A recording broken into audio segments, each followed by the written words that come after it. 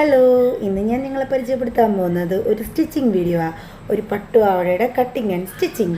അതിൻ്റെ മുന്താണ് ഞാൻ മുറിച്ച് മാറ്റി. എൻ്റെ ഒരു ഫ്രണ്ടിന് വേണ്ടിയാട്ടോ അവളൊരു സാരി കൊണ്ട് തന്ന് അതിനോട് ചോദിച്ചു ഒരു പട്ടുപാവാട തയ്ച്ചു തരുവാന്ന്.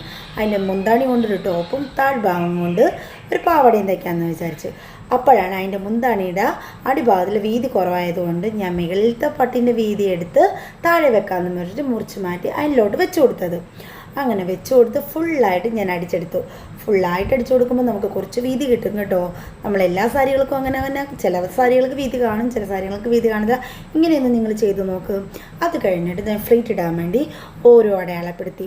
ഓരോ 2.5, 3 നമ്മുടെ ഇഷ്ടമുള്ളവരുടെ അനുസരിച്ച് ഫ്ലീറ്റ് അടയാളപ്പെടുത്തി. പക്ഷേ ഇവർക്ക് ഇച്ചിരി വീതി വേണമെന്ന് പറഞ്ഞുകൊണ്ട് ഞാനൊരു 3 ഇഞ്ച് വെച്ച് അടയാളപ്പെടുത്തി.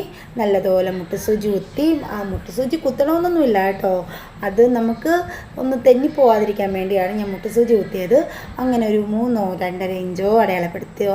എന്നിട്ട് അത് ഫുള്ളായിട്ട് നമ്മൾ അടിച്ച് മാറ്റുക. അങ്ങനെ അടിച്ച് മാറ്റുമ്പോൾ ഒരു നമ്മൾ സെൻറ്റർ തെറ്റാതെ നീങ്ങിപ്പോവാതെ ചിലപ്പോൾ ഏറ്റക്കുറച്ചിലുകളെല്ലാം വരും. നമ്മൾ സെൻറ്റർ മാറും, അങ്ങോട്ടും ഇങ്ങോട്ട് മാറുമ്പോൾ മാറ്റും.